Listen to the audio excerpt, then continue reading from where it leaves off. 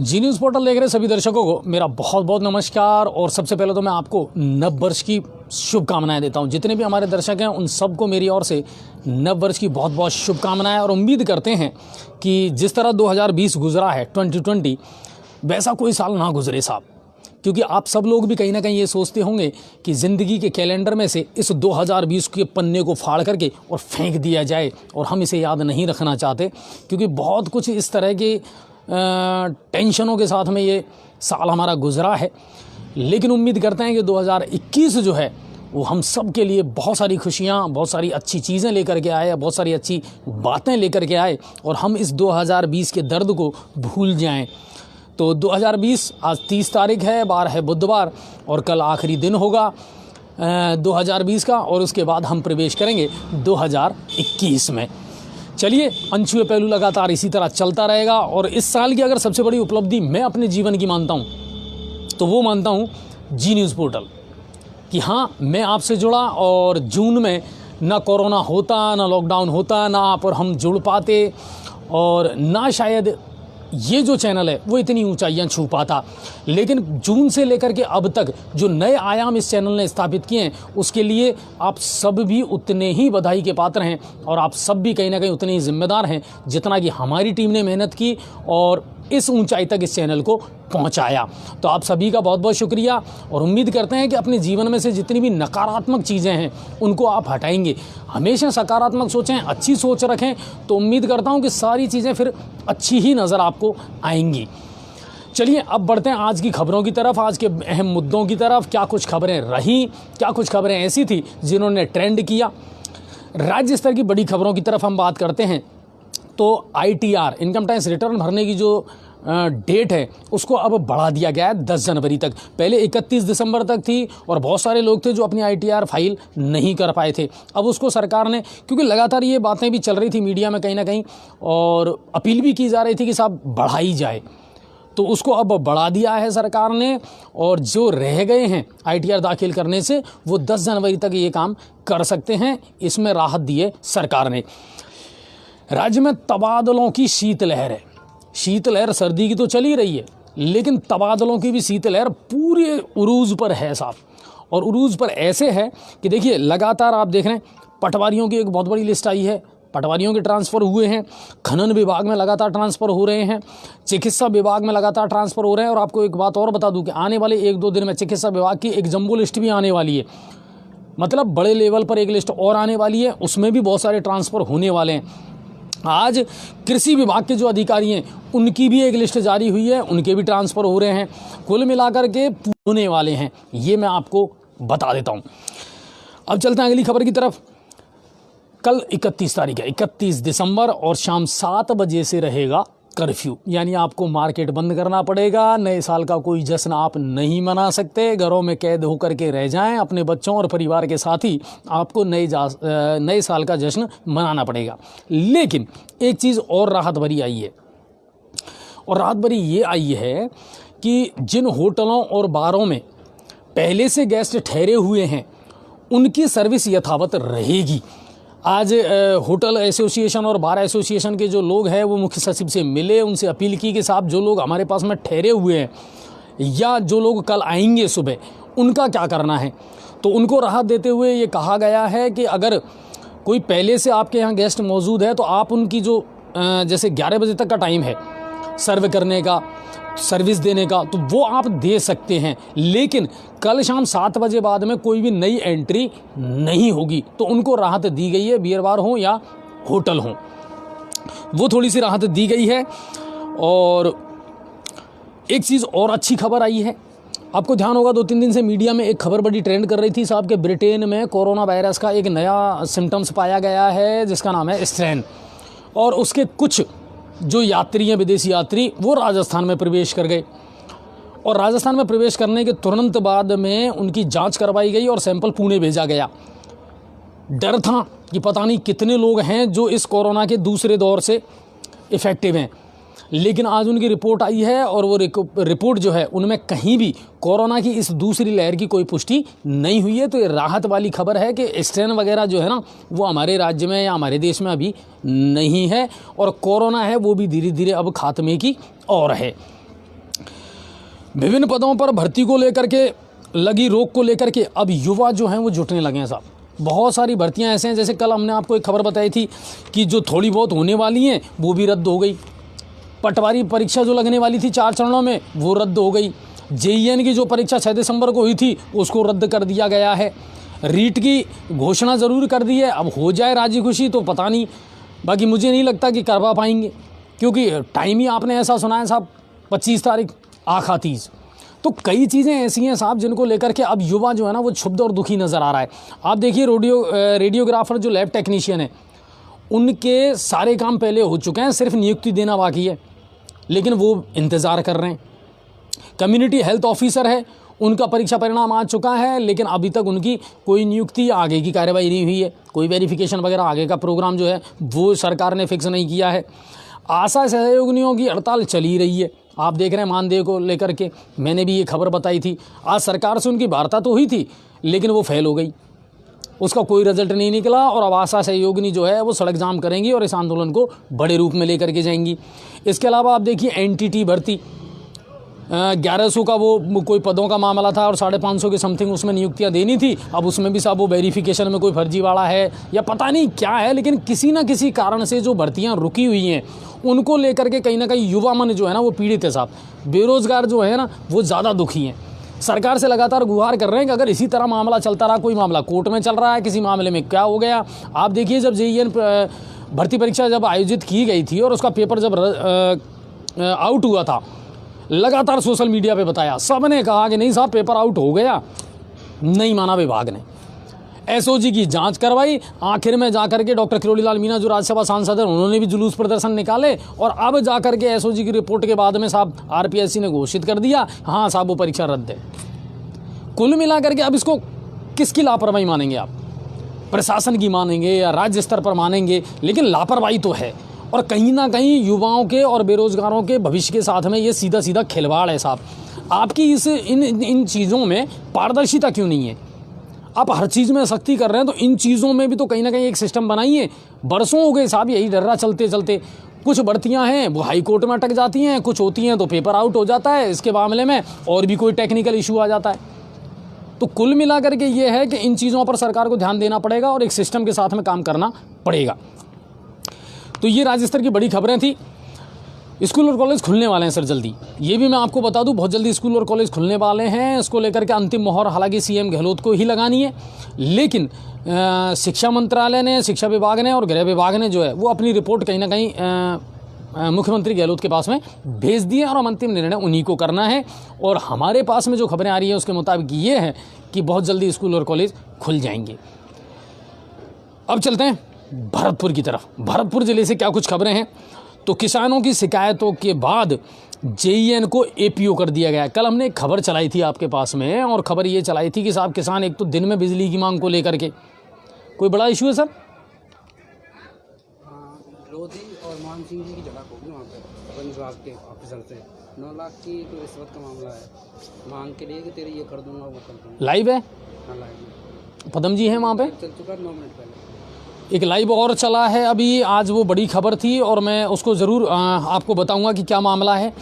चलिए उस पर हम ज़रूर गौर करेंगे। अभी हमारे पास में वो ब्रेकिंग आई है।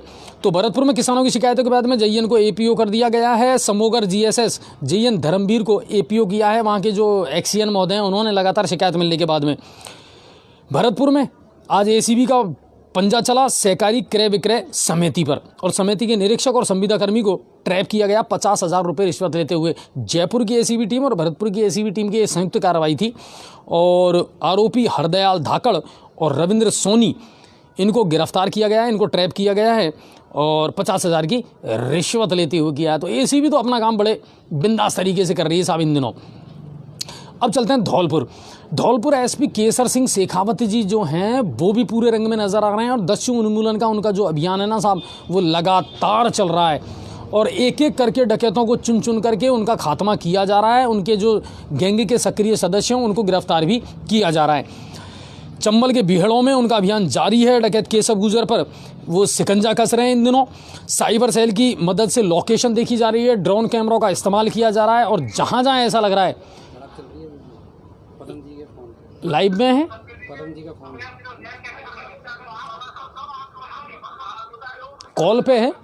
नहीं, चलिए ठीक है, इस खबर पर हम ज़रूर गौर करेंगे कि आखिर ये मामला था क्या। और मैं आपको बता देता हूं कि ये अभी कुछ देर पहले हमने भी इसको पूरी न्यूज़ को कवर किया है। आप हमारे पेज पर देख सकते हैं कि खबर है क्या ये। चलिए मैं ज़रूर बताऊंगा। तो एसपी केसर सिंह शेखावत ने साइबर सेल की लोकेशन ड्रोन कैमरों के माध्यम से लगातार ये अभियान शुरू कर रखा है और आज 1 दर्जन से ज़्यादा गांवों में सर्च। शेखावत के निर्देश पर आज सरमथुरा पुलिस ने भी एक कार्रवाई की है। करौली से धौलपुर लाई जा रही अवैध शराब से भरी पिकअप को भी पकड़ा है। 53 पेटी अवैध शराब को जब्त किया है, जिसकी कीमत 1 लाख रुपए से ज़्यादा है। कुल मिलाकर के एसपी केसर सिंह शेखावत जो हैं वो लगातार एक्शन में हैं और अच्छा काम कर रहे हैं साहब धौलपुर में। मैं कल भी मैंने कोशिश की थी और मैंने आज भी कोशिश की थी कि इनसे हमारी वार्तालाप हो जाए तो मैं ऑन कॉल आपकी एक बार लाइव इनसे बात करवा सकूं। तीसरी जो खबर है वो भी धौलपुर से ही है। पुलिस की QRT गाड़ी पलट गई। दरअसल बदमाशों का पीछा कर रही थी, डकैतों का पीछा कर रही थी ये गाड़ी और इसमें 12 जवान घायल हुए हैं, जिनमें 2 की हालत गंभीर बनी हुई है। पुलिस अधीक्षक बाड़ी के जो हैं वो अस्पताल पहुंचे हैं और टायर फटने के कारण ये हादसा हुआ है। गाड़ी से नियंत्रण खो दिया और आखिर में ये गाड़ी पलट गई। और बाड़ी क्षेत्र के तालाब शाही क्षेत्र की ये घटना है। बदमाशों का पीछा कर रही थी क्योंकि अब लगातार डकैतों के खिलाफ ये अभियान चल रहा है, तो वहाँ के जितने भी पुलिस के जवान हैं वो लगातार इसी काम में लगे हुए हैं। अब चलते हैं करौली की तरफ। करौली से क्या कुछ खबरें हैं। और रिछपाल गुर्जर हत्याकांड, मैंने आपको ये खबर दिखाई थी। आपको पता होगा कि एक वृद्ध की हत्या कर दी गई थी जब वो मेडिकल से दवाई लेकर के अपने घर लौट रहा था और निसुरियान का पुरा एनीकट के पास में 70 वर्षीय रिछपाल गुर्जर की धारदार हथियार के दम पर हत्या कर दी गई। पुलिस में इस मामले की जांच में जुटी और जांच में जुटने के बाद में पुलिस जब लगातार सरगर्मी से तलाश कर रही थी तो आज इसके मुख्य आरोपी पृथ्वीराम गुर्जर को गिरफ्तार कर लिया गया है। मामला पुरानी रंजिश का है। दरअसल जिस दिन उसकी हत्या हुई थी उनके पुत्र ने पुरानी रंजिश के आधार पर कुछ आरोपियों के नामजद आरोपियों के खिलाफ FIR दर्ज करवाई थी। पुलिस उसी को लेकर के कार्रवाई कर रही थी और उसमें जो मुख्य अपराधी है उसको आज गिरफ्तार कर लिया गया है और उसने कहा है कि कुल्हाड़ी के बार से उसने इस हत्या को करना स्वीकार कर लिया है। दूसरी बात, इसमें किसी पुरानी रंजिश का जो मामला है, पुरानी रंजिश जो चल रही आ रही थी, उसका एक मामला निकल करके सामने आया है। इसके अलावा हिंडौन से दूसरी खबर आई है। कुछ दिन पहले एक वृद्धा की हत्या हुई थी। एक बुजुर्ग महिला थी जिनकी हत्या की गई थी और बड़ा ब्लाइंड मर्डर था और पुलिस इस मामले में भी तलाश कर रही थी। आखिर में जब खुलासा हुआ तो पता चला कि उस वृद्धा के नातियों ने ही चांदी के कड़े लूटने के इरादे से अपनी नानी की हत्या कर दी, अपनी दादी की हत्या कर दी। ये मामला निकल करके सामने आया है और इस मामले में पुलिस ने अजय और वीरेंद्र मीना नाम के 2 व्यक्तियों को गिरफ्तार कर लिया है, जिन्होंने अपनी बुजुर्ग जो दादी थी उसके साथ इस घटना को अंजाम दिया। कुल मिलाकर के हिंडौन पुलिस जो है वो वहाँ के DYSP के जो है किशोरी लाल जी, उनके नेतृत्व में अच्छा काम कर रही है। तो आज क्यों ना किशोरी लाल जी से बात की जाए और पूछा जाए कानून व्यवस्था के बारे में, क्या कुछ चल रहा है वहाँ पर। और किशोरी लाल जी को वैसे गंगापुर सिटी के लोग भी अच्छी तरीके से जानते हैं, पहचानते हैं। कोरोना के टाइम में क्या शानदार उन्होंने काम किया था, कंधे से कंधा मिला करके हम भी उस समय लगे हुए थे और वो भी लगातार अच्छा काम कर रहे थे, अच्छा अंजाम दे रहे थे अपनी कार्रवाइयों को। और अब हिंडौन जा कर के उन्होंने अच्छी कार्रवाइयों को अंजाम दिया है। लगातार आप देखिए कुछ वाहन चोरों को भी पकड़ने में सफलता हासिल की है और इसके बाद में अब जैसे ये जो 2 खुलासे हैं इनको करने में भी कहीं ना कहीं कामयाबी हासिल की है। तो आज हम आपकी लाइव बात करवाते हैं किशोरी लाल जी से। कौन चल रहा है? मैं अभी थोड़ी देर में बात करूंगा। किशोरी सर नमस्कार। हाँ सर नमस्ते। अजय भारद्वाज निवेदन कर रहा हूं सर, जी न्यूज़ पोर्टल से। यार आप लाइव हैं इस वक्त? मैं करता हूँ, एक और कोई कॉल आ रहा है मेरे पास। हाँ चलिए ठीक है सर, आप मुझे बता देना है ना। हाँ 10 मिनट में बात करता हूँ। Okay sir. तो किशोरी लाल जी से हालांकि मैंने बात कर ली थी अभी थोड़ी देर पहले और उन्होंने कहा था कि बिल्कुल मैं इन सारे मामलों का खुलासा करूँगा। अभी वो थोड़े से बिजी हैं और देखिए प्रशासनिक कोई भी अधिकारी है तो हम भी कभी नहीं चाहेंगे कि हम उनके कामों में कोई दखलंदाजी करें। उनका काम ही ऐसा है साहब कि उनको करना ज़रूरी है। तो ये अच्छे काम किए हैं कुछ और अच्छी सफलताएं हासिल की है हिंडौन पुलिस ने। और जो करौली SP मृदुल कछावा जी वो भी अब लगातार थोड़े से फील्ड में सक्रिय हुए हैं, क्योंकि बहुत टाइम से ऐसा लग रहा था कि साहब कुछ चीज़ों का खुलासा नहीं हो पा रहा था, कुछ चीज़ें ऐसी थी जो ब्लाइंड चल रही थी, लेकिन अब लगता है कि कहीं ना कहीं धीरे धीरे ये लोग काम कर रहे हैं और करना भी चाहिए। अगर एक टीम के रूप में आप काम करोगे तो बहुत सारी चीज़ों में आपको सफलता ज़रूर मिलेगी। अब चलते हैं सवाई माधोपुर की तरफ। हमारे ज़िले से क्या कुछ खबरें हैं। भारतीय क्रिकेट टीम के पूर्व कप्तान मोहम्मद अजहरुद्दीन जब माधोपुर आज जा रहे थे तो उनकी गाड़ी सूरवाल थाने के पास में पलट गई। दरअसल अचानक उनकी गाड़ी का टायर फट गया और गाड़ी घुस गई एक ढाबे में, जहां काम कर रहे एक बालक को गंभीर चोटें लगी ज़रूर हैं, लेकिन उसकी स्थिति ठीक है। गाड़ी ने 2-3 पलटियां खाई। उसके बाद सूरवाल थाना पुलिस जो है वो मौके पर पहुंची। अजहरुद्दीन जी को कोई चोट नहीं लगी। उनको दूसरी गाड़ी के मदद से होटल अमन ए खास में पहुंचा दिया गया है और गाड़ी को पुलिस ने अपने कब्जे में लेकर के फिर आगे की कार्रवाई की जा रही है। तो पूर्व क्रिकेटर मोहम्मद अजहरुद्दीन माधोपुर पहुंच गए हैं, रणथंभौर पहुंच चुके हैं। रणथंभौर से ही एक खबर और जो है जो ट्रेंड कर रही है कल से ही, फिल्मी सितारों का जमावड़ा लग रहा है इस समय साहब रणथंभौर में। और रणथंभौर में जमावड़ा लगने के पीछे अंदर के जो खबर है वो ये निकल करके आई है कि रणबीर कपूर और आलिया भट्ट दोनों की सगाई का प्रोग्राम रणथंभौर में हो सकता है। क्योंकि लंबे समय से बॉलीवुड में भी ये चर्चा थी कि दोनों को काफ़ी करीब देखा गया था और दोनों के परिवार सहमत थे। भट्ट फैमिली और कपूर फैमिली दोनों इस रिश्ते को लेकर के सहमत थे। रणबीर कपूर और आलिया भट्ट की सगाई का प्रोग्राम जो है वो रणथंभौर में हो सकता है और ये दोनों जो हैं इन दिनों रणथंभौर में है। हाँ किशोरी सर नमस्कार। अरे नमस्ते भारद्वाज जी, क्या हाल चाल? बिल्कुल बढ़िया सर, आप कैसे हैं? मैं ठीक हूँ। अच्छा, आजकल हिंडौन में कानून व्यवस्था को लेकर के क्या मामला चल रहा है सर? अच्छी कार्रवाई कर रहे हैं आप लोग? बस बढ़िया है, आप लोगों का थाने पे है और अच्छे से कर रहे हैं, बढ़िया कर रहे हैं। अच्छा, ये रिचपाल गुजर वाला जो मामला था ये क्या था सर और इसमें कितने लोगों की गिरफ्तारी हुई है? अभी हमने इस मामले में एक गिरफ्तारी की है और पृथ्वीराम नाम से, पृथ्वीराम सन ऑफ जमन जी। हाँ। और ये पुरानी रंजिश का मामला है किशोरी जी?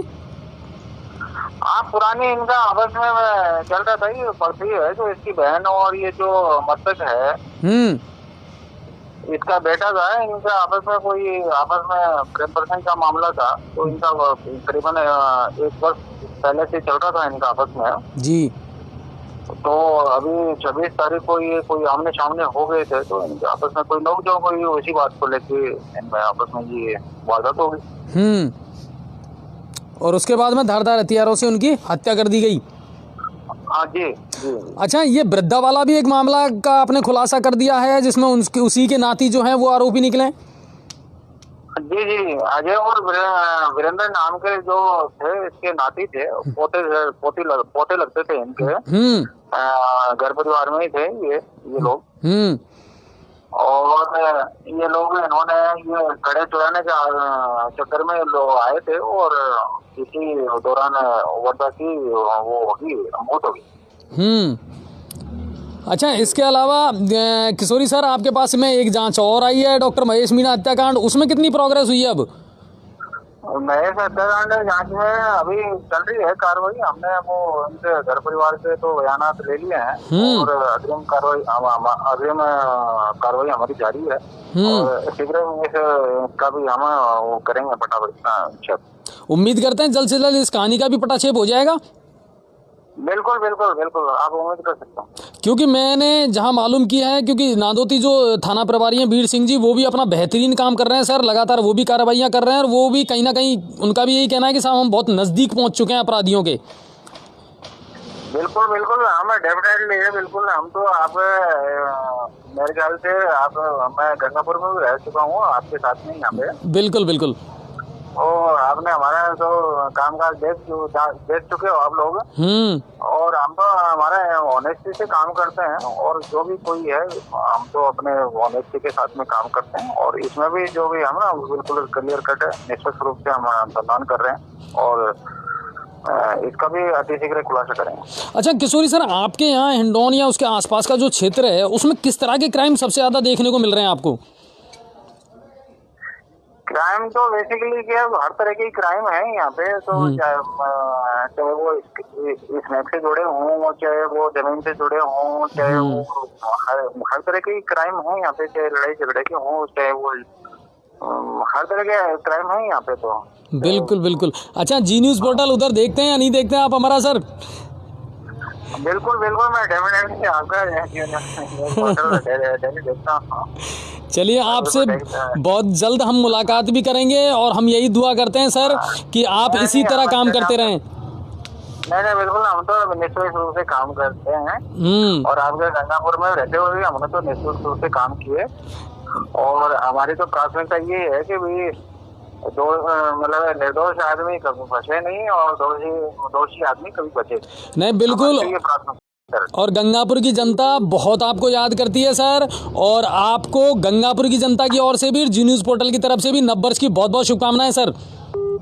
आपको भी गंगापुर सिटी वासियों को सबको मेरी तरफ से बहुत बहुत अनेकों शुभकामनाएं। और नववर्ष गंगापुर सिटी वासियों के लिए बहुत बहुत मंगलमय हो, ऐसी मैं शुभकामनाएं प्रेषित करता हूँ आपके जी न्यूज़ पोर्टल के माध्यम से। और जब भी जरूरत होगी बिल्कुल हम आपको दोबारा कॉल करेंगे सर, जरूर। बिल्कुल बिल्कुल, definitely, anyway. Okay sir, thank you sir, thank you. ये थे हमारे साथ में डीवाईएसपी किशोरी लाल जी, और बहुत सारे नए अच्छे खुलासे इन्होंने किए हैं। और ज़रूरी भी है, पुलिस अगर सक्रियता के साथ काम करती है तो कहीं ना कहीं अपराधों पर लगाम लगती भी है और अपराधों पर नियंत्रण भी होता है। इन 2-5 दिनों में जितने भी घटनाकांड हुए हैं, जितने भी कांड हुए हैं वहाँ पर हिंडौन में, लगातार टीम बना करके और कार्रवाई करना और फिर उन आरोपियों को गिरफ्तार करना, यकीनन कहीं ना कहीं पुलिस का जो इकबाल है उसको बुलंद करता है और पुलिस का एक भरोसा जो है वो कायम होता है। चलिए, तो माधोपुर की खबरें मैं आपको बता रहा था कि जो फिल्मी सितारे हैं उनका अब जमावड़ा अच्छी खासा हो चुका है। नीतू सिंह और महेश भट्ट वो भी माधोपुर पहुंच चुके हैं और हो सकता है कि कोई छोटा मोटा जो सगाई समारोह है वो जल्द से जल्द आयोजित किया जाए। चलिए, और पदम जी भी अब थोड़ी देर में आने वाले हैं, तो क्या कुछ घटनाक्रम हुआ है चलिए देखते हैं। और अब चलते हैं गंगापुर सिटी की तरफ। जिला कलेक्टर राजेंद्र किशन आज गंगापुर सिटी के दौरे पर रहे। कल सभापति शिवरतन गुप्ता ने उनसे मुलाकात करी और अपनी जितने भी बातें थी उनको बताई, और कल ही उनको ये आश्वासन दे दिया गया था कि मैं बहुत जल्दी गंगापुर सिटी का दौरा करूंगा, मिलूंगा लोगों से और विभागों की समीक्षा बैठक लूंगा, क्या कुछ चल रहा है गंगापुर सिटी में। क्योंकि देखिए, जब नई सरकार या नया कोई मुस्तकबिल बैठता है तो वो अपने हिसाब से काम करता है। आज बड़े सख्त मूड में नजर आए राजेंद्र किशन जी, सभी विभागों की मीटिंग ली और स्पेशली लताड़ लगाई, फटकार लगाई सीवरेज वालों को और अमृत योजना वालों को। साफ ये कह दिया साहब कि अगर ढंग से काम करना है तो करो, नहीं कर सकते तो आदमी बढ़ाओ, ये आपकी समस्या है, हमारी समस्या नहीं है। हाँ, दूसरी बात यह है कि साफ सफाई को लेकर के नगर परिषद के एक्सियन, एईएन, सफाई कर्मचारी, सफाई प्रभारी, उन सबकी मीटिंग ली राजेंद्र किशन जी ने। और दूसरी बात, पेच वर्क का जो काम है उसको लेकर के भी बिल्कुल असंतुष्ट नजर आए। उनका कहना था कि रोड लाइट है या पेच वर्क है या अमृत योजना है, इनके कामों में पिछले 1-1.5 साल से वाकई में कोताही बरती गई है और ढिलाई बरती गई है। यदि कंपनियां ऐसा काम करती हैं तो इनके खिलाफ पेनल्टी का प्रावधान है, इनके खिलाफ पेनल्टी लगाई जाए। दूसरी बात, इनको नोटिस दिया जाए। और सीवरेज और अमृत योजना के जितने अधिकारी थे उन्होंने कहा कि साहब ठीक है, हम कहीं ना कहीं आदमी बढ़ा करके और इस काम को पूरी मुस्तैदी के साथ में अब जल्द से जल्द करेंगे। बाद में मीडिया के सवालों का जवाब देते हुए भी बहुत सारी चीज़ों का खुलासा किया राजेंद्र जी ने। उन्होंने एक तो ये बताया कि वैक्सीनेशन की जो तैयारी है कोविड-19 को लेकर के वो कंप्लीट कर ली गई है, यानी प्रथम चरण में लगभग 7,000 लोगों को टीके लगाए जाएंगे, जिनमें प्राइमरी हेल्थ वर्कर जो हैं, आंगनबाड़ी हैं या जो फ्रंटलाइन वॉरियर्स हैं जिन्होंने काम आगे बढ़ कर के किया है कोरोना के टाइम पे, उनको सबसे पहले ये वैक्सीन लगाई जाएगी। प्रतिदिन कम से कम 100 लोगों को, एक टारगेट रखा गया है कि 100 लोगों को ये वैक्सीन लगाई जाएगी। अच्छा, इसको लेकर के उन्होंने एक चीज़ और कही थी कि अगर कोई गलतफहमी या कोई भ्रांति समाज में फैली हुई है तो उसको दूर किया जाए।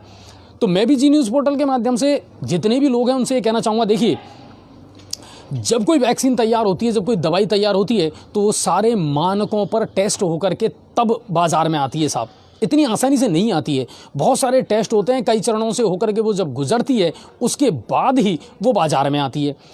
इसको कैसे देना है, किस तरह की डोज देनी है, कितनी डोज देनी है, क्या इसके इफ़ेक्ट हैं, क्या इसके साइड इफ़ेक्ट हैं, उन सारी चीज़ों को ध्यान रख कर के ही मेडिकल काउंसलिंग बोर्ड है या IMCR है, वो तभी किसी दवाई को रिप्रेजेंट करता है जब वो इन सारे मानकों पर खरा उतरती है। आपको दवाई लेनी है या नहीं लेनी है, आपको डोज लगाना है या नहीं लगवाना है, ये आप पर निर्भर करता है।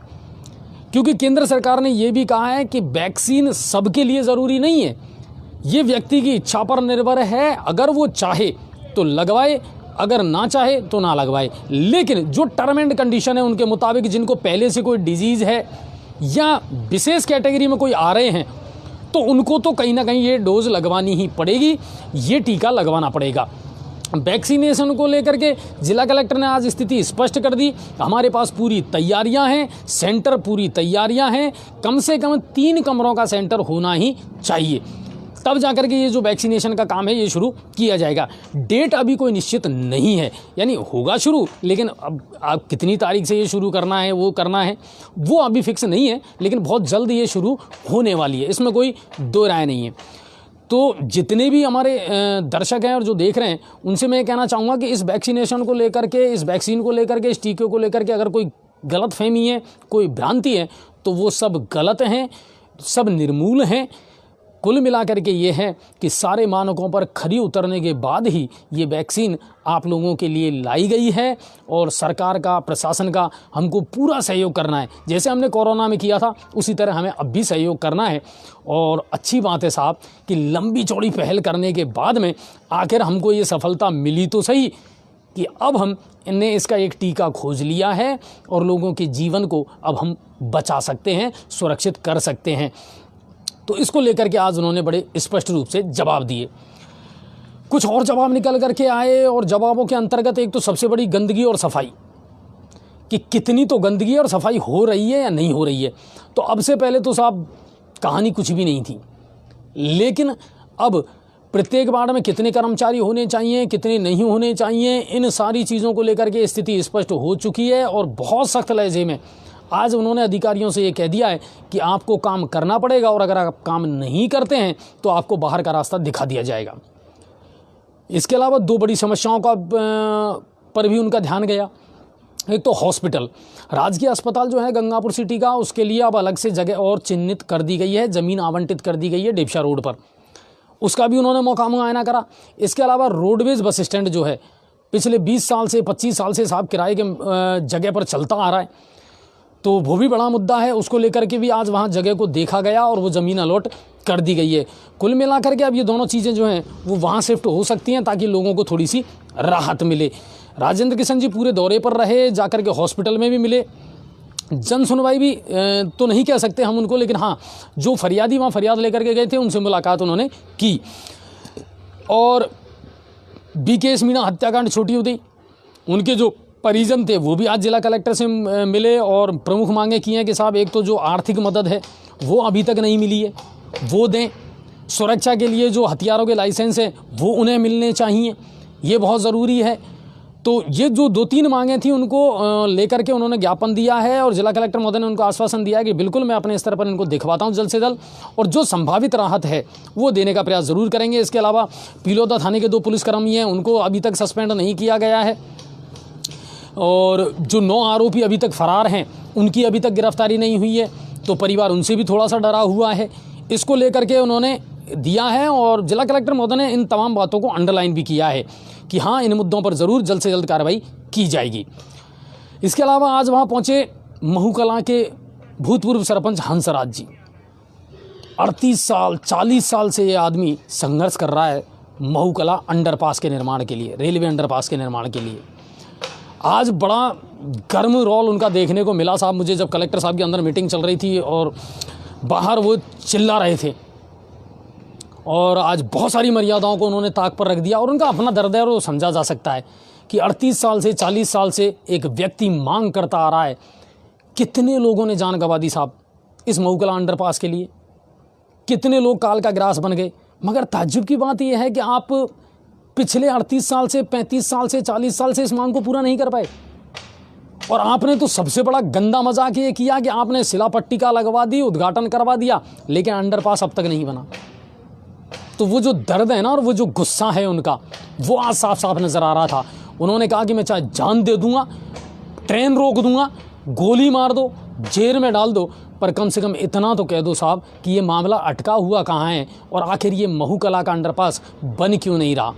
सिर्फ आश्वासन मिल रहे हैं, लगातार संघर्ष हो रहा है, लगातार लोग चिल्ला रहे हैं, मगर ऐसा क्या मामला है कि ना रेलवे इसकी स्वीकृति दे रहा है, ना सड़क विभाग या PWD विभाग दे रहा है, ना नगर परिषद दे रहा है, ना ही कोई जनप्रतिनिधि इसके लिए आगे तक कोई कार्रवाई कर पाया है। तो क्या कान पे जू नहीं रेंगती सरकार के, क्या जनप्रतिनिधियों के, क्या प्रशासन के, कि एक लंबी मांग है, लंबे समय से चली आ रही है और वाजिब मांग है, तो उसका पूरा क्यों नहीं किया जा रहा। हालांकि वो मिले और जिला कलेक्टर महोदय ने फौरी तौर पर जैसे अब तक आश्वासन मिलता है वैसे ही आश्वासन मिल गया है। अब देखते हैं क्या होता है। कुछ गांवों के लोग भी आए थे जिनका मामला था कि साहब चारा गाँव की जो धरतियाँ हैं, ज़मीनें हैं, उन पर अतिक्रमण होता जा रहा है। इसको लेकर के जिला कलेक्टर महोदय ने तुरंत तहसीलदार साहब से बात किया कि कम से कम जो चारा गाँव की भूमि है उनको तो अतिक्रमण मुक्त करवाओ, और उम्मीद करते हैं कि तहसीलदार ज्ञानचंद जी जो हैं वो गंभीरता से इस विषय को लेंगे, क्योंकि लगातार खबरें आ रही हैं साहब। ऐसी कोई ग्राम पंचायत, ऐसा कोई गांव नहीं है जहां चारा गांव की भूमि पर लोगों ने कब्जा नहीं किया हो।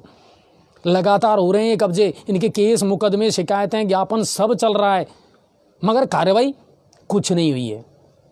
उन लोगों के हौसले बढ़ते जा रहे हैं, प्रशासन कोई कार्रवाई नहीं करता, पटवारी जाकर के मौका मुआयना देख लेता है, अपनी रिपोर्ट बना करके देता है। लेकिन साहब प्रैक्टिकली कभी जा करके तो देखो कि ये बातें छोटी मोटी नहीं है, ये बड़ी बातें हैं। लोगों के हौसले बढ़ते जा रहे हैं, इससे कहीं ना कहीं एक अलग तरीके का माफिया पैदा हो रहा है साहब, जो ज़मीनों पर अवैध रूप से कब्जे कर रहा है। लोग नालों पे कब्जा कर रहे हैं, चारा गाँव की भूमि पर कब्जा कर रहे हैं, लगातार शिकायतें कर रहे हैं, लेकिन प्रशासन काम नहीं करता। तो आज बिल्कुल सख्त मूड में नजर आए जिला कलेक्टर राजेंद्र किशन, और उन्होंने सभी विभाग के अधिकारी जो हैं उनको सख्ती से निर्देश दिए हैं। तहसीलदार से साहब से कहा है कि चारा गाँवों को बिल्कुल अतिक्रमण मुक्त जल्द से जल्द करवाया जाए। और उसके बाद में वो निरीक्षण करने गए जो डिप्शा स्थित ज़मीनें अलॉट की गई हैं रोडवेज बस स्टैंड के लिए भी और सरकारी अस्पताल के लिए भी। इसके अलावा उन्होंने एक चीज़ और कही थी कि जो डंपिंग यार्ड है जहाँ कचरा इकट्ठा हो रहा है उसका भी जल्द से जल्द निस्तारण कर दिया जाएगा कि आखिर वो कचरा कहाँ डालना है, कैसे डालना है। क्योंकि आप बहुत सारा कचरा ऐसा है, आप ताज्जुब करोगे कि यूँ बता रहे थे कि साहब 5000-7000 ट्रॉली कचरा है, मलबा, चाहे वो सीवरेज का हो, चाहे निर्माण सामग्री का हो, जो जगह जगह इकट्ठा है, पड़ा हुआ है, उसे यहाँ से पहुँचाना है, उसका निस्तारण करना है। तो इसके लिए सभापति महोदय जो हैं शिवरतन जी, वो भी बिल्कुल सक्रिय हैं। उन्होंने अपनी टीम को काम पे लगा दिया है, वो खुद फील्ड में घूम रहे हैं और बहुत अच्छे तरीके से नई कुछ चीज़ें वो करना चाहते हैं। उन्होंने कुछ जगह ऐसी बताई है जहाँ साहब गड्ढे भी हैं, दुर्घटनाएं होती हैं, तो क्यों ना उस कचरे को वहाँ पर दिया जाए ताकि वो सड़क भी ठीक हो जाए और दुर्घटनाओं का जो अंदेशा है वो भी कहीं ना कहीं ख़त्म हो जाए। तो ये कुछ नए तरीके हैं जिनको इस्तेमाल करना पड़ेगा और लोगों को राहत मिले। अब चलते हैं अगली खबर की तरफ, और अगली खबर ये है कि नवनिर्वाचित सभापति शिवरतन अग्रवाल जी ने आज प्रेस कॉन्फ्रेंस आयोजित की, जो मैंने आपको लाइव दिखाई थी। प्रेस कॉन्फ्रेंस में बहुत सारे मुद्दे थे जिनको हमने पूछा है और बहुत कुछ करने का उनका इरादा है। बहुत सारी चीज़ों को लेकर के उन्होंने अपने दिमाग में जो विज़न है वो तैयार कर लिया है। और अब मेरे साथ हैं पदम जी, और पदम जी बहुत बड़ी खबरें आपको आज सुनाने वाले हैं, ब्रेकिंग खबरें हैं।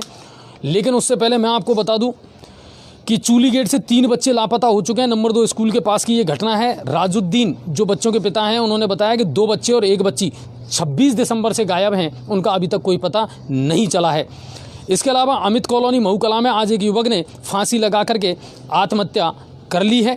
शव परिजनों के सुपुर्द कर दिया गया है। मृतक जो था नरेंद्र सिंह उर्फ सोनू 45 वर्ष, वो मानसिक रूप से विक्षिप्त बताया जा रहा था और बता रहे थे कि 2-3 साल पहले भी से ही वो लगातार मानसिक रूप से विक्षिप्त था और 2 माह पहले भी उसने इसी तरह की घटना करने का प्रयास किया था। और अब जो जिस बड़ी खबर की मैं आपको बात बता रहा था, एक तो नांदोती से खबर आई है। नांदोती SHO वीर सिंह लगातार कार्रवाई कर रहे हैं। आज भी उन्होंने कार्रवाई की है। एक गाड़ी को उन्होंने बरामद किया है। हालांकि वो गाड़ी कहाँ से किस समय चोरी हुई या किसने चोरी की उसके आरोपी की तलाश ज़रूर जारी है, लेकिन गाड़ी को पुलिस ने बरामद कर लिया है। SHO वीर सिंह जी, तो बात करें वीर सिंह जी से। चलो उससे पहले मैं मिला दिया, चलिए ठीक है, 2 मिनट है, अपन बात कर लेते हैं ताकि जो घटनाक्रम है उसके बारे में मैं जानकारी ले लेता हूँ। और फिर उसके बाद में जब तक ब्रेकिंग बड़ी खबर बता दी जाए।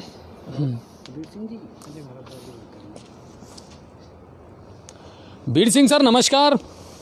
नमस्कार अजय भारद्वाज निवेदन कर रहा हूँ सर जी न्यूज़ पोर्टल से, और आप लाइव हैं इस वक्त। भाई। हाँ, मैं ये कह रहा था लगातार कार्रवाई जारी है सर, लगातार एक्शन में नजर आ रहे हैं आप। बिल्कुल काम कर रहे हैं आपके मापदंड पे खरा उतरने के लिए और पब्लिक की चल अचल संपत्ति की सुरक्षा के लिए कटिबद्ध है, मुस्तैद हैं हम। अच्छा, आज कौन सी कार्रवाई को अंजाम दिया गया सर? आज कार्रवाई की है हमने कोई एक दिन पहले, और ये बोलेरो नई कार चोरी हुई थी, घर में से ले गए थे निकाल के चोर, और उसको बरामद किया है हमने। अच्छा, आरोपी जरूर फरार हैं? आरोपी फरार हैं, लेकिन गाड़ी बरामद हो गई है? हाँ, गाड़ी बरामद कर ली है, गाड़ी जब्त कर ली है, परिजनों को सूचना दे दी है। बहुत बढ़िया सर। और कौन कौन सी कार्रवाइयाँ चल रही हैं इन दिनों? अभी ये फिलहाल में तो ये कार्रवाई है, और फिर उसके बाद में अभी सड़क सुरक्षा के लिए प्लानिंग की है हमने। सड़क सुरक्षा सप्ताह मनाएंगे हम, जिसमें पूरा जैसे मान लो बस स्टैंड है, टैक्सी स्टैंड है, बड़ी बड़ी जैसे शाला है या कोई ऐसे प्रांगण है जहाँ भीड़ एकत्रित होती है, वहाँ हम एक सेमिनार के तौर पर अपनी प्रस्तुति देंगे वहाँ सड़क सुरक्षा के उपलक्ष्य में, और जिसमें हेलमेट लगाना जरूरी है, ड्रिंकिंग ड्राइविंग नहीं करनी है, रेड सिग्नल की पालना करनी है, ओवर स्पीड नहीं चलना है, और उसके बाद में दुपहिया वाहन पर 3 सवारी नहीं चलानी है। और पुलिस के इस मामले में जो एमवी एक्ट है, इसमें प्रभावी कार्रवाई का कितना जुर्माना हो सकता है, आपको कितना नुकसान हो सकता है, इसके बारे में ब्रीफिंग करेंगे पहले, और उसके बाद फिर भी अमल में नहीं लाएंगे लोग तो फिर प्रभावी कानूनी कार्रवाई करेंगे उनके खिलाफ। बहुत बहुत धन्यवाद बीर सिंह जी, और लगातार आप इसी तरह की कार्रवाई करते रहें। जी न्यूज़ पोर्टल की ओर से एक तो आपको नववर्ष की बहुत बहुत हार्दिक शुभकामनाएं sir. Great thanks dear, great thanks. Thank you sir. तो ये थे नादौती थाना के SHO बीर सिंह जी, लगातार कार्रवाई कर रहे हैं साहब, और आगे भी अभियान जारी रहेगा। अब चलते हैं पदम जी की तरफ। पदम जी, वन विभाग की एक खबर थी जिसने को आज मैंने कवर किया था, अब उसकी अपडेट क्या है आपके पास, वो विस्तार से बता दीजिए। अच्छा जी, अपडेट ये है, जो पसारी गली में वन विभाग के 3 परचूनी वाले पकड़े थे, NGO की कहने पर जो कार्रवाई की गई थी, अब इसमें दूसरी रूप रेखा ले लिया है। NGO उनको व्यापारियों का कहना है कि जिस NGO ने शिकायत की थी उनको बुलाकर धमकाकर, और उन्होंने एक व्यापारी से 3-3 लाख रुपए लिए, कुल मिला के 9 लाख रुपए उन्हें रिश्वत के तौर पे 9 लाख रुपए दिए गए हैं वन विभाग के ऑफिस में, ऐसा व्यापारियों का कहना है। और पूर्व विधायक मानसिंह जी गुजर भी पहुंच गए और उन्होंने भी आरोप लगाया पहले उनके 9 लाख रुपए दिए जाएं, और उनकी इस आपस में तू में भी काफी तेज तरार तू में हुई है। और दोस्तों, जो ये उन व्यापार, जब उनसे पूछा गया कि आपने पैसे क्यों दिया, तो व्यापारियों ने क्या किया, हमें झूठा मामला फंसाने में तुम्हें ऐसा कर देंगे वैसा कर देंगे, इसलिए डरा धमका कर हमसे 9 लाख रुपए ले लिए गए। और जो वो NGO पार्टी शिकायत करता है वो उसका नहीं तो स्विच ऑफ आ रहा है और वो वहाँ से फरार है, लोगों का ये कहना है। जबकि पूर्व विधायक मानसिंह गुजर जी का ये कहना है कि आप उस NGO पार्टी को बुलाइए और वो 9 लाख रुपए जो लिए गए हैं वो आपके वन विभाग में दिए गए हैं, आप उसमें कार्रवाई में थे, वो 9 लाख रुपए वापस किए जाएं। अच्छा, मैं आपको इस बारे में एक जानकारी दे देता हूं दोस्तों।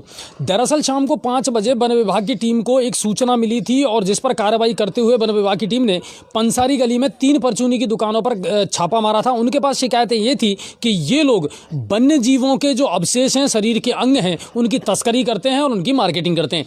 पुलिस ने जब वहाँ छापा मारा, वन अधिकारी दिलीप जी साथ में थे, दिल्ली से आई हुई एक टीम थी जिसको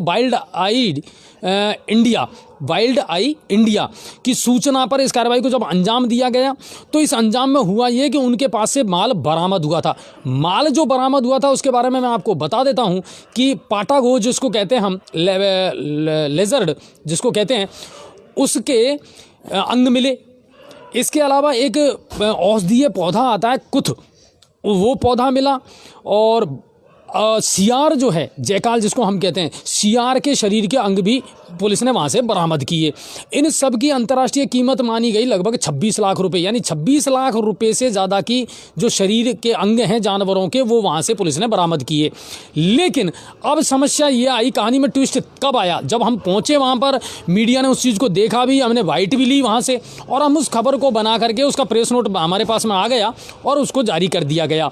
दिल्ली से जो टीम आई थी NGO जिसकी पदम जी कह रहे थे वो भी वहाँ उस वक्त मौजूद थे और उनका कहना था कि बिल्कुल जो पाटा गो है उसके गुप्तांग मिले हैं, इसके अलावा सियार के शरीर के अंग मिले हैं और वो जो औषधीय पौधा है उसके भी मिले हैं। इसका ये लोग बेचान करते थे और तीनों को गिरफ्तार किया गया था। इस मामले में मैं ये कहना चाहूँगा, जब हमारी वन रेंजर दीपक जी से बात हुई तो उन्होंने कहा कि हमें इसकी जानकारी नहीं है कि किसके हैं किसके नहीं है। इसकी तहकीकात वन विभाग सवाई माधोपुर से टीम आ रही है और वो इसकी जांच करेगी। नहीं बिल्कुल, वो तो डीएनए तो होगा, उनकी जांच होगी, ये तो सही बात है, जांच करेगी। और इसके मामले में व्यापारियों को यह कहना है कि ये जो तांत्रिक विद्या करते हैं इसके लिए हम सामान बेचते हैं, जड़ी बूटी है, नहीं कि कोई अंग है, कोई अंग किसी प्रकार के अंग नहीं है। अगर अंग होते तो हमारा व्यापारियों को यह कहना है कि हमारे सामने उसको बरामदगी दिखानी चाहिए थी। बरामदगी दिखाई क्यों नहीं, गवाह साक्ष्य के लिए क्यों नहीं मौके पर, वो कुछ भी दिखा सकते हैं उसमें, ऐसा व्यापारियों का कहना है। और जबकि डरा धमका कर एक व्यापारी का टेबल पे वन विभाग के ऑफिस पे पूर्व विधायक मान सिंह गुर्जर के सामने उन्होंने व्यापारियों ने आरोप लगाया कि साहब हमें डरा धमका के एक व्यापारी से 3-3 लाख रुपए लिए गए हैं, 9 लाख रुपए वो जो एनजीओ पार्टी को उसको दिए गए हैं। वाइल्ड आई इंडिया जो भी वो पार्टी है जिसने शिकायत की थी, अब उसको 9 लाख रुपए लेके वो फरार हो गई है, ऐसा व्यापारियों का कहना है। जबकि पूर्व विधायक मान सिंह गुर्जर और व्यापारियों का कहना है कि उस एनजीओ पार्टी को सामने लाया जाए। कुल मिलाकर के यह कहानी में ट्विस्ट तो है, अब सच कितना है झूठ कितना है ये तो जांच के बाद पता चलेगा। लेकिन वन विभाग अपनी जगह सही अपने आप को मान रहा है कि साहब बिल्कुल हमने बरामदगी की है और जानवरों के जो अवशेष हैं वो मिले हैं। वहीं व्यापारियों का ये कहना है कि साहब हमारा इस मामले से कोई लेना देना नहीं है, बल्कि इस मामले को दबाने के लिए, रफा दफा करने के लिए हमसे पैसे की मांग की गई और हमने 9 लाख रुपए दिए हैं। पूर्व विधायक मान सिंह गुर्जर का एक स्पष्ट तौर पर कह दिया गया था, वीडियो में हमारे में उसमें दर्ज भी है। उन्होंने कहा कि इस वन विभाग के अधिकारी के खिलाफ में मुकदमा दर्ज कराया जाएगा और उनको पूर्व विधायक मान सिंह गुर्जर जी को लाइव में लिया जाए, उनको फ़ोन लगाया जाए। मान सिंह जी को चलिए मिलाते हैं और उनसे पूछते हैं कि सर ये मामला था क्या और इसमें गड़बड़ हुई कहाँ, आगे क्या कार्रवाई की जा रही है। नहीं बिल्कुल, और हमने इस मामले को दिखाया था। मैं आपको क्लियर बता दूं, 5 बजे जब हमारे पास में खबर आई थी तो मैं खुद इस न्यूज़ को कवर करने गया था। और आप उनको नंबर दे दीजिए एक बार। और जो ये आरोप लगाने वाले हैं कि ये पदम जोशी बीजेपी का पार्षद है, दोस्तों ऐसा कुछ भी नहीं है। जो हमने लाइव चला रहा था कुछ ऐसी बात होती है जो उस टाइम। ये कौन है? सुरेश काकरवाल। सारे न्यूज चैनल मोदी मीडिया के हो गए हैं और जी न्यूज पोर्टल गंगापुर श्री मान सिंह जी का चैनल है, इसलिए कैमरा बंद कर दिया। ये मास्क की जुबान हिलाने में सुरेश काकरवाल जी, अगर आपको परेशानी है तो आप किसी कांग्रेस का चैनल जाकर के देख लीजिए, हमें कोई परेशानी नहीं है। बाकी इस तरह के फालतू के जो है ना वो कमेंट आपको यहाँ करने की आवश्यकता नहीं है। खबर होती है, उसमें बीजेपी और कांग्रेस कुछ नहीं करेगी। ये जीवान हिलाने वाले एचएम मेहर जी कह रहे हैं कि ये चैनल आज साबित कर दिया कि बीजेपी का है, बस नहीं तो एक्स विधायक के कहने पर कैमरा बंद, जबकि गलत हो रहा था वहाँ वन विभाग के अधिकारियों के साथ में। मैं आपसे कह रहा हूं एचएम मेहर जी, मैंने आपसे कहा है कि इस न्यूज़ को मैंने कवर किया है, गलत और सही जो भी है वो जांच का विषय ज़रूर है, लेकिन अगर किसी के साथ में गलत हो रहा है तो वो नहीं होना चाहिए। बाकी आप ये ना करें। दीनदयाल बेडवाल जी कह रहे हैं, हाँ अजय जी ध्यान दो, बिल्कुल दीनदयाल जी मैं आपका भरोसा नहीं तोड़ूंगा। और पदम जी ये लाइव बंद करने का क्या मामला था? लाइव बंद करने के जब आज ज़्यादा तड़क भड़क हो गई थी उनमें आपस में, तो पूर्व विधायक ने कहा थोड़ी देर के लिए, लेकिन मेरा अंदर रूप से वो कैमरा बिल्कुल चालू था। नहीं देखिए, मैं आपको एक बात बता देता हूँ, कई बार क्या होता है कि अभद्रता या गलत चीज़ें लाइव में दिखाना शोभा नहीं देता, इसलिए हमें बंद करनी पड़ती है। प्रोटोकॉल का भी ध्यान रखना पड़ता है। हर व्यक्ति की एक इज्जत है सर, हर व्यक्ति की एक रेपुटेशन है, चाहे वो वन विभाग का अधिकारी हो या कोई XMLA हो या कोई और हो। तो इसका मतलब ये थोड़ी है कि साहब ये चैनल बीजेपी का इसलिए इन्होंने बंद कर दिया, ऐसा कभी नहीं होता साहब। चैनल बीजेपी और कांग्रेस के नहीं हुआ करते। वाले एक बार दिखा के तो देख जाओ कि कैसी पोजीशन में रिकॉर्डिंग करनी पड़ती है। नहीं बिल्कुल संजय जी, हमने मेरे ख्याल से पदम जी ने जो बात है वो क्लियर कर दी होगी कि बहुत सवाल उठ रहे हैं। तो चैनल बंद करने का कारण क्या था? दरअसल बंद करने का कारण यही था कि मान सिंह जी ने कहा कि शायद हो सकता है अगर वहाँ कोई इस तरह की बात होती है, इससे मत लगाओ ना, फिर आवाज़ कैसे आएगी? इसी से उठाएंगे, वो इसी से उठाएंगे, तो फिर वो अभी नहीं करेंगे बात। एक मिनट मैं लगाता हूँ, इससे उठाएंगे, आवाज़ खोल देना स्पीकर की।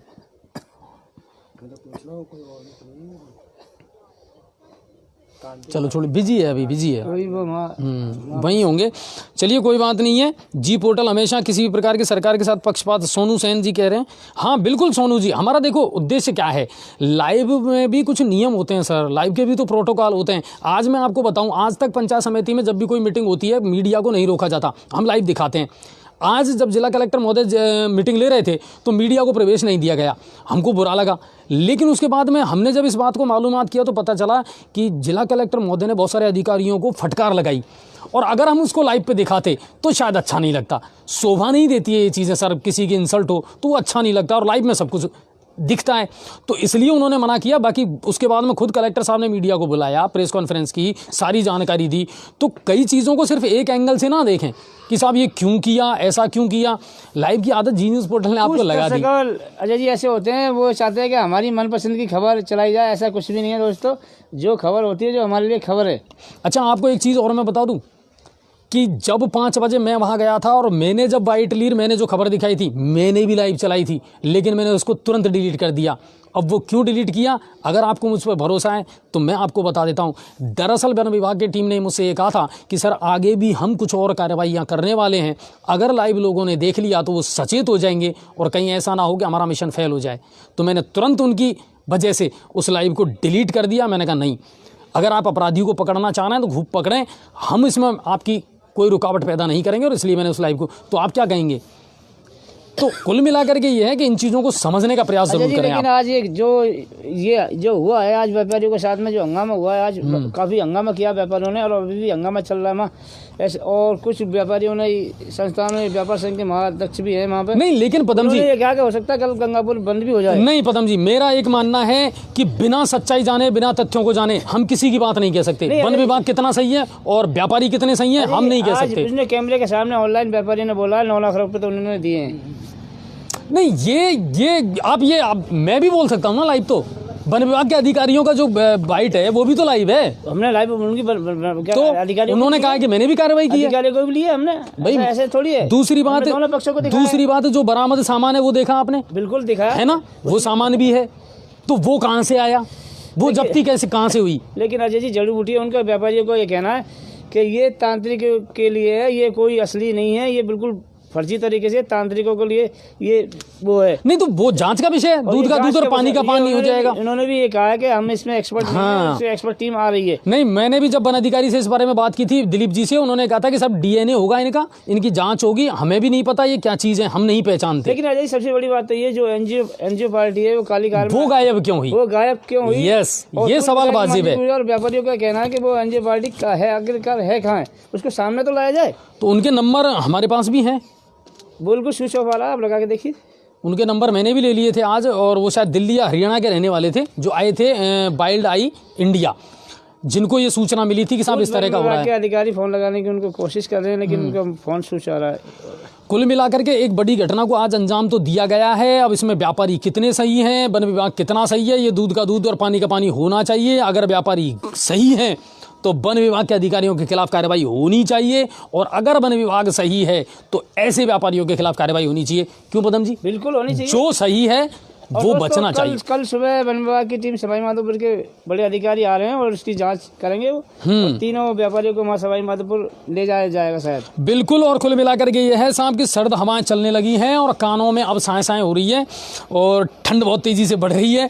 ये आज की दिन भर की तमाम अपडेट थी। अगर और भी कोई अपडेट आएगी तो हम तुरंत आपको जी न्यूज़ पोर्टल पर दिखाएंगे। मेरे ख्याल से अब टाइम हो गया है आपसे विदा लेने का। आज बहुत लंबी बाइट रही हमारी और लंबा लाइव रहा, तो आप सभी का बहुत बहुत धन्यवाद। और पदम जी के इंतज़ार हम कर ही रहे थे कि वो शायद वहाँ से आकर के कुछ ब्रेकिंग निकाल करके लाएं। बाकी ये खबरें भी हम बहुत जल्दी आपके पेज पर डाल देंगे। आप सभी का बहुत बहुत धन्यवाद। वो जो तू में हुई थी बराबर हमारे पास रिकॉर्डिंग है, अभी थोड़ी देर में डाल दी जाएगी इस पे पेज पर। नहीं बिल्कुल, हम तो जो है ना वो सामने दिखा रहे हैं साहब। आपको निर्णय करना है तो आपको करना है, लेकिन ऐसा निर्णय मत करो कि उनके चक्कर में आप हमें कह दो कि साहब ये चैनल बीजेपी का है और ये चैनल कांग्रेस का है। बीजेपी और कांग्रेस से कोई मतलब नहीं है, गलत किया है वो अंदर जाना चाहिए, लेकिन अगर कोई बेगुनाह है तो उसे परेशान नहीं किया जाना चाहिए। यही हमारा उद्देश्य है। और शेयर हाँ, खबरें को बहुत कम शेयर कर रहे हैं आप, तो इनका ज़रूर ख्याल रखें। आप ज़्यादा से ज़्यादा खबरों को शेयर करें और हम हर अपडेट आपको बताया करेंगे। और रिश्वत के खिलाफ हेमंत दिनेश जी का फिर बोलबाला रहेगा ही। तो एक बार फिर कोशिश कर लेते हैं, अगर लग जाए तो। नहीं, अब रहने दो सर, कल की लेट क्या बहुत हो गए हम। कल की क्या प्रक्रिया रहेगी? किसको मिला रहे हो आप? पूर्व विधायक मान सिंह जी को एक बार लगा दिया जाए, क्योंकि उन्होंने कुछ घोषणा भी की है वहाँ पे, शायद कुछ हो सकता है कल कुछ। क्या अपडेट है नया?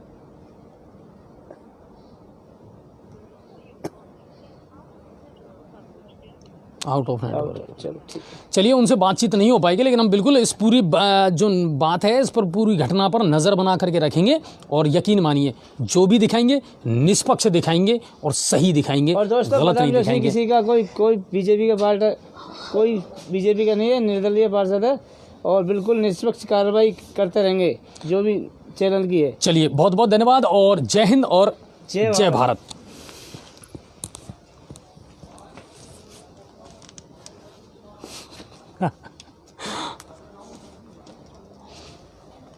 एक बार मैं वो डाल देता हूँ।